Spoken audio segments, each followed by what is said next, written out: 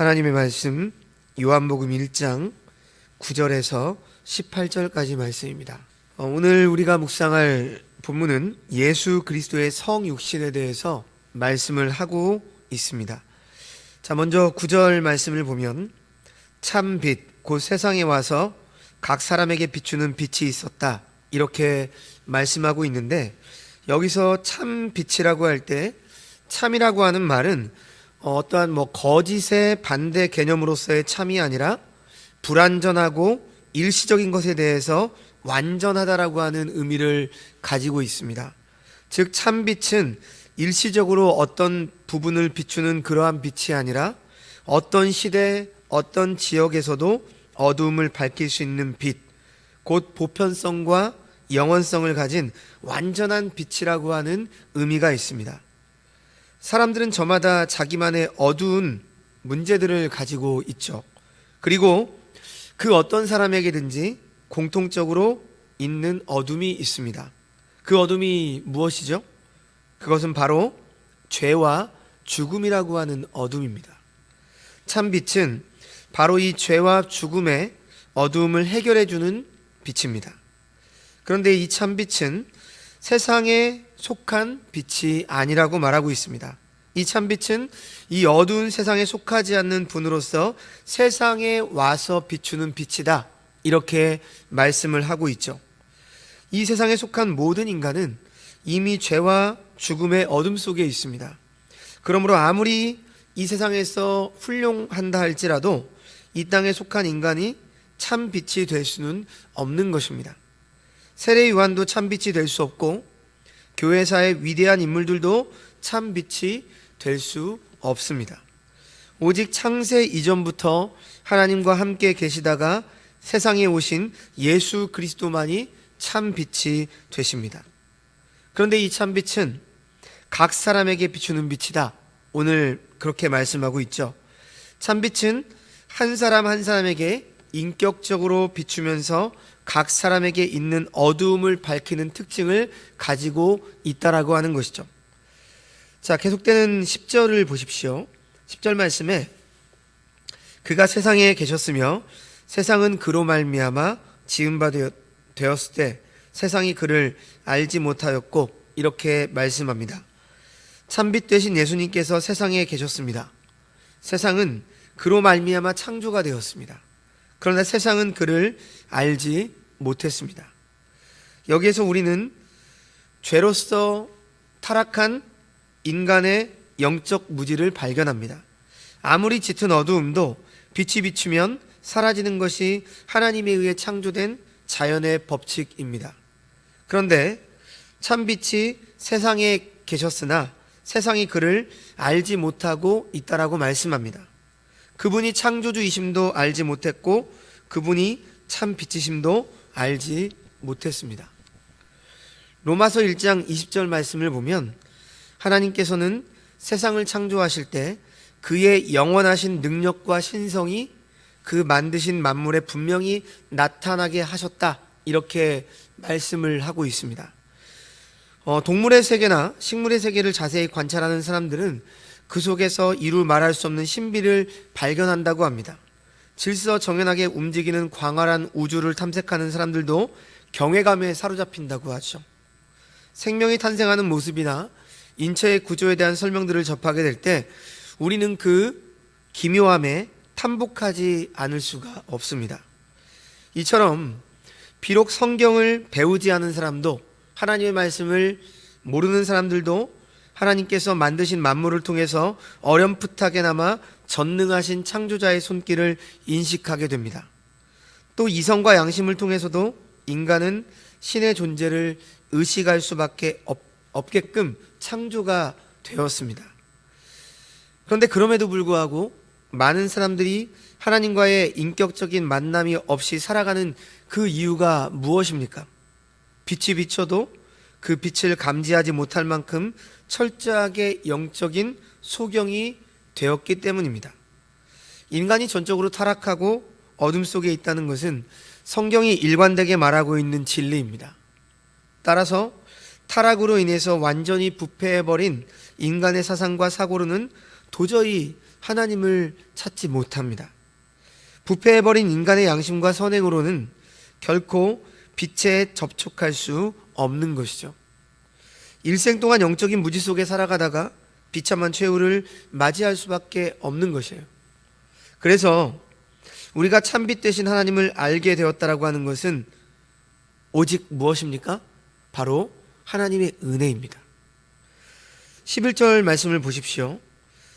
자기 땅에 오매 자기 백성이 영접하지 아니하였다, 이렇게 말씀합니다. 여기에서 자기 백성은 1차적으로 혈통적 이스라엘을 말할 수 있습니다. 이스라엘은 하나님께서 특별히 선택한 백성들입니다. 그들에 대한 하나님의 사랑은 매우 특별했죠. 자자손손 바로의 노예로 살 수밖에 없었던 그들을 하나님께서 구원해 주셨습니다. 출애굽기 말씀을 보면 하나님께서 그들을 구원하시기 위해서 얼마나 많은 이적을 행했는지 우리는 알고 있습니다. 홍해를 마른 땅같이 걸어서 건너가 본 사람들은 이스라엘 백성이 유일하죠. 하늘에서 내리는 만나를 먹어본 사람들도 그들 뿐이었습니다. 하나님의 임재를 직접 목격하고 체험한 백성들도 그들 뿐이었습니다. 그들은 하나님의 직접적인 통치를 받았습니다. 하나님께서 친히 그 백성의 왕이 되셔서 많은 기적들로 다스리시고 인도하셨습니다. 이렇게 해서 그들을 세상 만 백성 가운데 구별하시고 뭐라고 말씀하셨어요? 거룩한 나라요 제사장 나라로 삼으시기를 원하셨죠. 그들을 통해서 하나님께서 창조주이시고 구원주 주님이심을 만방에 나타내길 원하셨습니다. 그리고 하나님께서는 그 이스라엘 백성들에게만 특별한 계시를 주셨죠. 아브라함의 씨 가운데서 장차 그리스도가 오실 것을 수많은 선지자들을 통해서 말씀을 하셨습니다. 그들이 하나님께로부터 받아 누렸던 은혜와 특권은 이루 말할 수 없이 영광스러운 것들이었습니다. 그러나 그들은 막상 예수님이 이렇게 오셨을 때에는 영접하지 않았습니다. 누구보다 하나님의 은혜를 많이 받고 축복과 사랑을 넘치도록 경험한 그들은 오히려 주님을 배척하고 결국 십자가에 못 박아 죽여버렸습니다. 결국 하나님의 은혜를 배반한 이스라엘은 하나님의 준엄한 심판을 받아 그 모든 특권을 상실한 채 나라를 잃어버리고 2000년 동안 유리방황하고 있어야 했습니다. 하나님의 은혜를 배은망덕으로 되갚는 것은 비단 혈통적 이스라엘뿐만이 아닙니다. 영적 이스라엘 된 오늘 우리들 또한 마찬가지입니다. 하나님의 은혜와 사랑을 누구보다 많이 경험했지만 조금만 어려움이 닥치고 자기 뜻대로 안 되면 어떻게 합니까? 하나님을 원망하고 대적합니다. 그동안 베풀어 주신 그 많은 은혜들은 당연한 것으로 여기며 감사하지 않는 것이죠. 많은 사람들이 하나님의 뜻을 잘 모르겠다고 변명하지만 하나님의 뜻을 명백히 알아도 거역하는 게 바로 우리들입니다. 죄의 유혹이 닥치면 하나님을 외면하고 뿌리치며 죄를 향해 달려갑니다. 너무도 쉽게 물질과 정욕의 유혹에 무릎을 꿇어버립니다. 하나님께 소망을 두고 살기보다 이 땅에 소망을 두고 말씀대로 살기보다 세상이 가르치는 방식대로 살려고 노력합니다. 교묘하게 하나님의 뜻을 피해 자기들의 고집대로 행하는 것이 바로 우리들입니다. 성도 여러분, 우리가 빛을 깨닫지 못한 것은 빛이 결코 흐리기 때문이 아닙니다. 빛의 양이 부족해서도 아닙니다. 하나님께서는 이미 수많은 당신들의 종들을 통해서 자기를 계시해 주셨습니다. 문제는 우리 죄로 점철된 각각의 인간 자신에게 있습니다. 사람이 예수님을 영접하지 못하는 것은 빛보다 더 어둠을 사랑하기 때문입니다. 주님을 사랑하기보다 이 세상과 세상에 있는 것들을 더 사랑하기 때문이죠. 하나님의 뜻을 알고도 하나님께 무릎을 꿇지 않고 순종하지 않으려고 하는 죄 때문입니다. 그러므로 이스라엘이 핑계할 수 없는 것처럼 오늘을 살아가는 우리도 결코 핑계할 수 없습니다. 참빛으로 오신 주님을 계속해서 거부하고 배척한다면 하나님의 준엄한 심판을 피할 수 없을 것입니다. 빛이 비추고 있으나 깨닫지 못한다면 그 이유는 두 가지 중에 하나입니다. 심각한 영적인 무지 때문이거나 아니면 고의적으로 빛을 거부하기 때문입니다. 그런데 이처럼 타락한 인생들, 구제불능인 인생들에게 계속되는 말씀 12절에서 구원의 복음을 선포하고 있습니다. 12절 말씀을 한번 보십시오. 영접하는 자 곧 그 이름을 믿는 자들에게는 하나님의 자녀가 되는 권세를 주셨으니, 이렇게 말씀을 합니다. 많은 사람들이 예수님을 알지 못하고 배쳐갑니다. 그러나 아무리 시대가 타락하고 악해도 그 중에는 영접하는 남은 자들, 택함받은 자들이 분명히 있습니다. 그런데 그들에게 주어진 특권이 뭐라고 말씀하고 있죠? 영접하는 자, 곧 그 이름을 믿는 자들에게는 하나님의 자녀가 되는 권세를 주셨다라고 말씀합니다.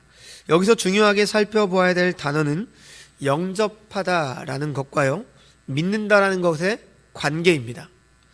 영접하다는 동사는 과거에 이미 이루어진 행동을 묘사하는 단어죠. 반면 믿는다라고 하는 동사는 현재 계속적인 행동을 묘사하는 단어입니다. 그러므로 영접하는 것은 최초의 단회적인 행동을 말하는 것이고, 믿는 것은 예수님을 영접하는 자가 그 이후에 지속적으로 믿음을 가지고 행동하는 것을 말하는 것이죠. 그런데 성경은 지금 이 두 가지를 같은 개념으로 말하고 있습니다. 곧 예수님을 영접한 사람은 현재적으로도 예수님에 대한 믿음의 삶을 계속해서 살고 있는 사람이라고 하는 것입니다. 여러분, 그래서 이 영접하는 것과 믿는 것은 결코 분리되지 않습니다. 주님을 영접했는데 믿지 않는다? 그건 있을 수가 없는 일이죠. 그런데 믿고 있다라고 하는데 아직 주님을 마음속에 영접하지 않았다? 이거는 불가능한 일입니다. 과거 어떤 시점에서든지 예수님을 영접했다면 그는 현재적으로도 예수님에 대한 믿음을 가지고 동행하게 되어 있습니다. 비록 현재의 삶에 여전히 허물과 약점이 있고 믿음이 약하여질지라도 완전히 믿음에서 떠날 수는 결코 없는 것이죠. 우리는 때로 예수님을 믿다가 중단하거나 배도하는 경우를 보게 됩니다. 이것은 그가 처음부터 예수님을 제대로 영접하지 않았다는 것, 곧 처음부터 진정한 믿음이 아니었다라고 하는 것을 의미합니다. 성경에 나오는 가룟 유다 같은 경우 예수님을 온전히 영접하지 않았다라고 하는 거죠. 따라서 예수님을 영접했느냐 안 했느냐의 판단은 믿음의 시작에서가 아니라 믿음이 계속해서 지속되고 있는지에 대해서 찾아야 합니다. 예수님을 영접한다고 할 때 그것은 한 번 영접함으로써 영원히 믿음으로 동행하는 삶까지 포함하고 있기 때문이죠. 하나님께서는 이처럼 예수님을 영접한 자, 곧 그 이름을 믿는 자에게 당신의 자녀가 되는 권세를 주셨습니다. 여기서 권세는 어떠한 파워, 힘이 아니라 권위나 특권을 말하는 단어입니다. 그리고 이 권세는 단번에 주신 권세고요, 한 번 주심으로 취소되지 않는 권세임을 우리는 기억해야 합니다. 한 번 하나님의 자녀가 되면 어떤 경우에도 그 특권은 취소되지 않는 것이죠. 예수님을 영접하는 사람은 어떤 것을 얻는 것 이전에 근본적인 신분의 변화가 있게 됩니다. 예수님을 영접하는 순간부터 그는 하나님의 특별한 관심의 대상이 됩니다.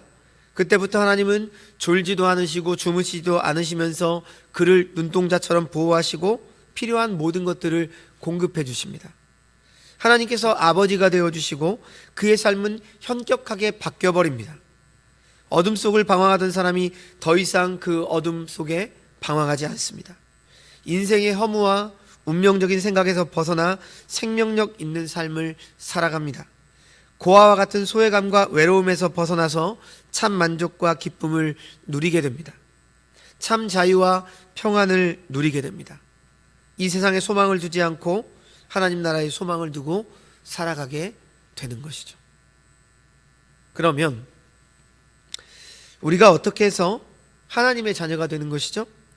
계속해서 13절 말씀을 보십시오. 이는 혈통으로나 육정으로나 사람의 뜻으로 나지 아니하고 오직 하나님께로부터 난 자들이니라 이렇게 말씀합니다. 우리가 하나님의 자녀가 되는 것은 혈통으로나 육정으로나 사람의 뜻으로 되는 것이 아니라는 것이죠. 하나님께로 태어난 자만이 하나님의 자녀가 된다라고 말씀을 합니다.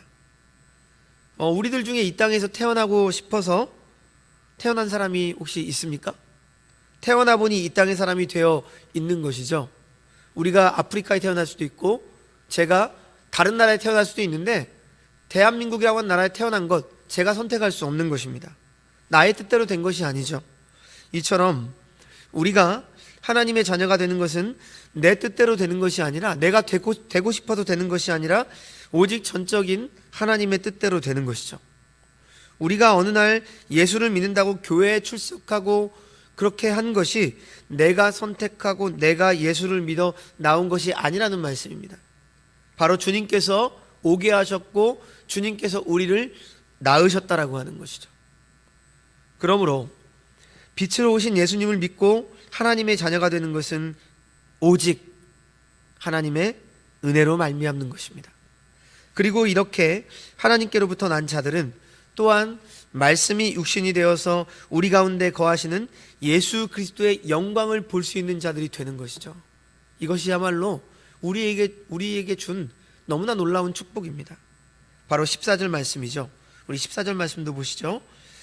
말씀이 육신이 되어 우리 가운데 거하심에 우리가 그의 영광을 보니 아버지의 독생자의 영광이요 은혜와 진리가 충만하더라. 어떤 이들은 지금 본문에서 말씀이 육신이 되었다고 말하기 때문에 신성으로 계신 하나님께서 인성으로 변한 것이다 이렇게 생각을 합니다. 그러나 그렇지 않습니다. 오히려 본문에서 말씀이 육신이 되었다라고 할 때에는 빌립보서 2장에 나오는 말씀처럼 자기를 비워서 종의 형체를 가지셨다라고 하는 의미를 가지고 있습니다. 영원전부터 신성으로만 계시는 분이 때가 참에 인성을 취하신 것이죠. 또한 인성을 취하셨을 때 단지 육신만 취한 것이 아니라 인간의 구성 요소인 육신과 더불어서 영혼까지 취하셨다는 것으로 우리는 이해해야 합니다.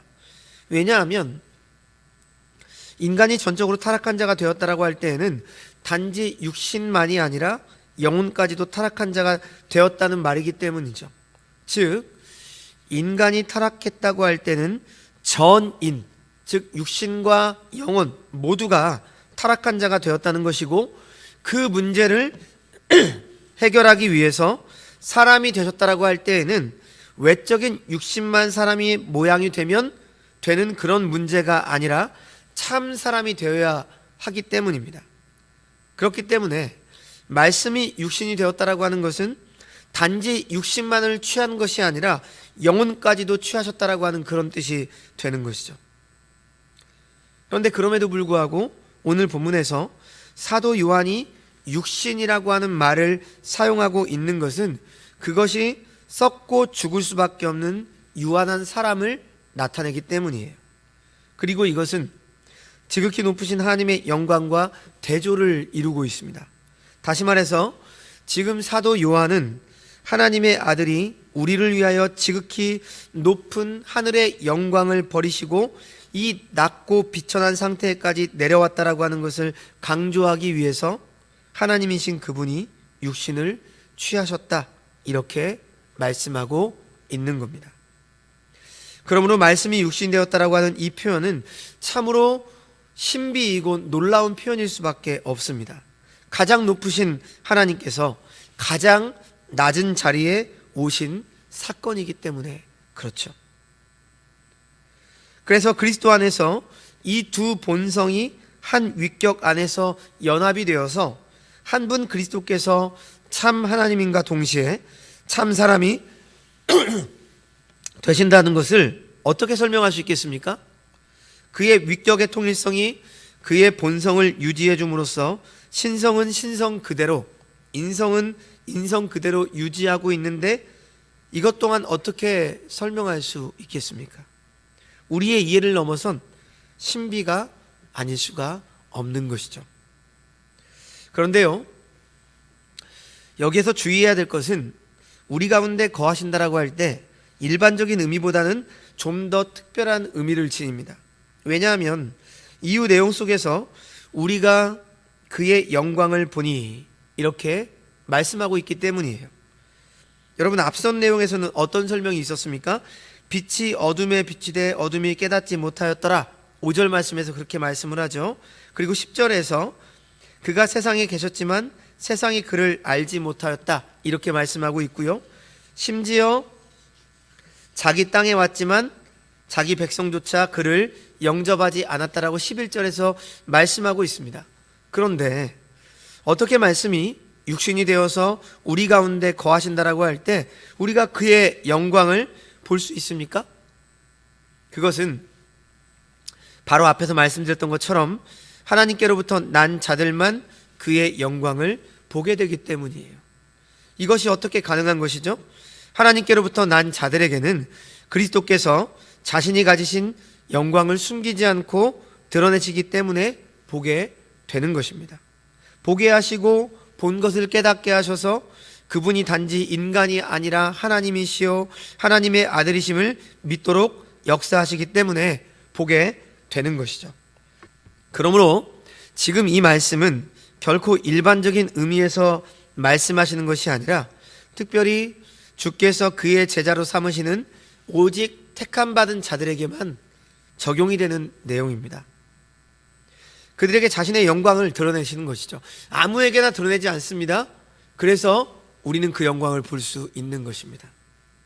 자, 계속해서 15절 말씀을 보십시오. 요한이 그에 대하여 증언하여 외쳐 이르되 내가 전에 말하기를 내 뒤에 오시는 이가 나보다 앞선 것은 나보다 먼저 계심이라 한 것이 이 사람을 가리킴이라 하니라, 이렇게 말씀합니다. 말씀이 육신이 되어서 거하게 되었지만 예수 그리스도를 증언하기 위해서 먼저 보내심을 받은 세례 요한의 증언에 따르면 그분은 자기보다 먼저 존재하신, 즉 선재하신 분이라고 하는 것이죠. 인성이라는 제한된 시각에서는 분명 세례 요한이 먼저 태어났죠. 그렇죠? 그러나 세례 요한은 그분이 먼저 계셨다라고 말씀을 하고 있습니다. 여러분, 사도 요한이 지금 15절의 말씀을 하고 있는 것은 앞에 있는 14절에서 말씀이 육신이 되었다고 말하지만 그분은 아버지의 독생자의 영광을 가지고 계시고 은혜와 진리가 충만하다는 사실을 더욱더 드러내기 위해서입니다. 인성을 입으셨지만 인성을 입으셨다고 해서 인성만 바라보도록 하는 게 아니라 본래 그분은 신성을 가지고 계신 분이라고 하는 것을 더 부각시키기 위해서라고 하는 말씀이죠. 그것이 지금 세례 요한과 비교하고 있는 것입니다. 그럼 세례 요한과 비교하고 있기 때문에 세례 요한보다 앞선 분으로만 계시나요? 이미 말씀드렸던 것처럼 그분은 모든 만물이 지음받기 전부터 계셨죠.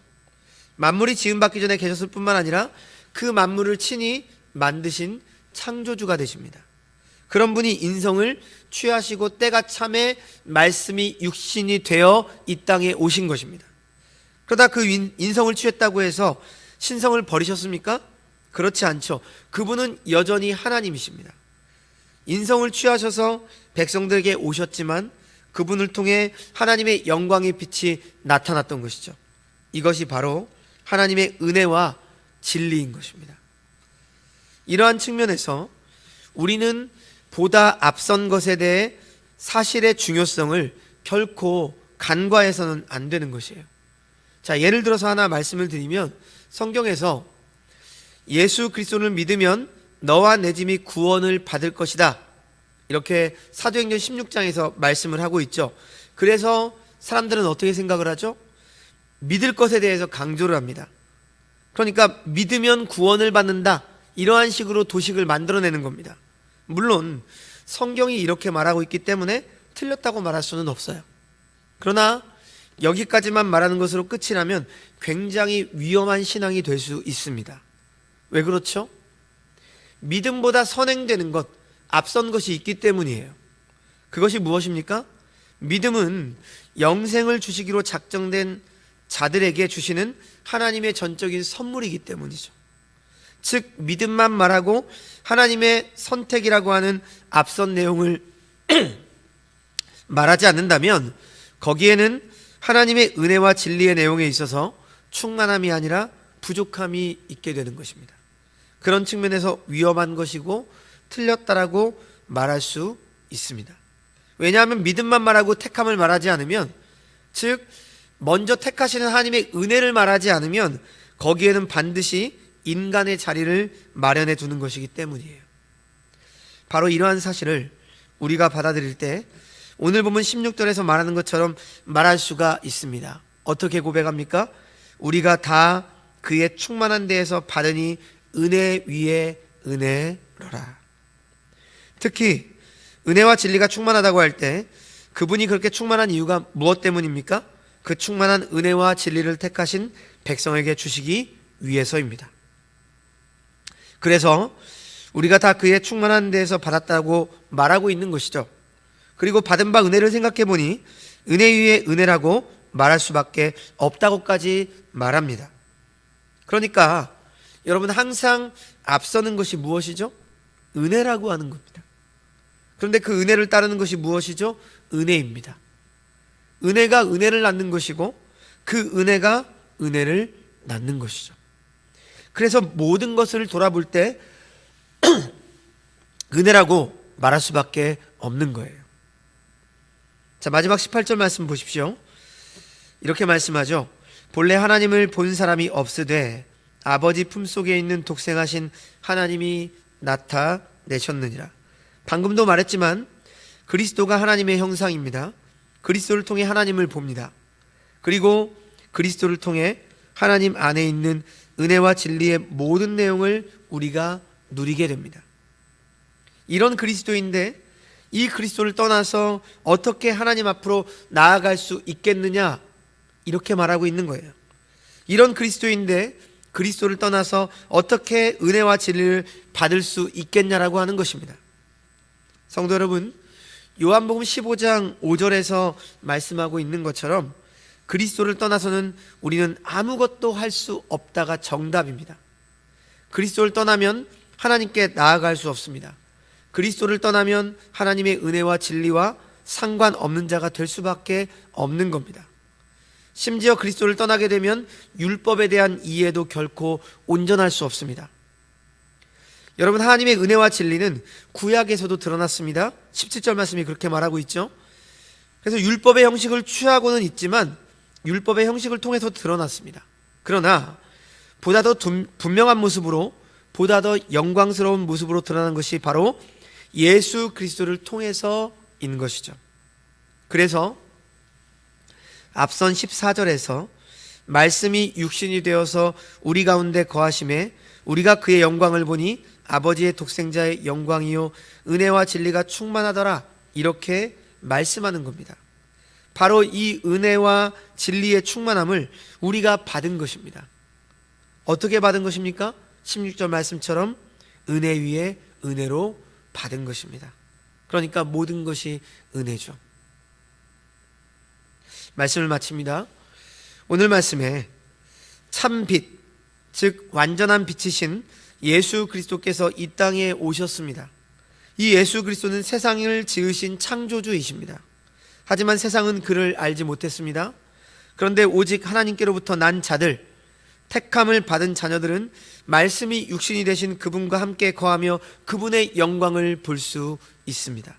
그리고 이 모든 것은 은혜 위에 은혜로 오직 예수 그리스도로부터 온 것입니다. 우리 택함 받은 성도들, 하나님의 자녀된 우리들이 바로 이러한 은혜를 입은 자들입니다. 그러므로 우리는 이 사실만으로도 감사하고 감격하며 벅찬 마음으로 하나님의 영광을 위해 살아가야 합니다. 이 땅을 살아가면서 세상의 영광이 아니라 말씀이 육신이 된 독생자 예수 그리스도의 영광을 구하며 살아가시는 주의 백성들이 다 되시기를 주님의 이름으로 축원합니다. 기도하겠습니다. 하나님 아버지, 오늘 말씀에서 참 빛이시고 완전한 빛이신 그 예수 그리스도께서 말씀이 육신이 되어서 이 땅에 오셨다라고 말씀하고 있습니다. 그리고 이 예수 그리스도는 바로 선재하신 분, 이 땅이 존재하기 전에 세상을 지으신 창조주로서 계셨습니다. 하지만 이 땅에 말씀이 육신이 되어서 오셨는데 세상은 그를 알지 못했다라고 말씀을 합니다. 그런데 죄로 점철된 영원히 버림받아 마땅한 우리에게 하나님은 오셨습니다. 육신이 되어서 오셨습니다. 그리고 오직 하나님께로부터 난 자들, 즉 택함받은 자녀들을 부르셔서 말씀이 육신이 되신 그분과 함께 거하며 그분의 영광을 볼 수 있게 하셨습니다. 이 모든 것은 은혜고 바로 예수 그리스도로부터 온 것입니다. 우리가 이러한 은혜를 받은 자들입니다. 이 사실을 기억하며 이 땅 가운데 세상의 영광을 구하기 위해서 노력하고 온통 그쪽에 관심을 가지고 살아가는 우리가 되지 않게 하여 주시고, 하나님의 영광을 받았으니 은혜와 진리를 누리고 있는 자들이니 그 누림에 마땅한 삶을 살아갈 수 있도록 우리를 붙잡아 주시옵소서. 그래서 하나님의 영광을 구하며 하나님이 기쁘신 뜻대로 말씀대로 순종하며 살아가는 우리 주의 모든 백성들 되게 하여 주옵소서. 모든 말씀 예수님의 이름으로 기도드리옵나이다. 아멘.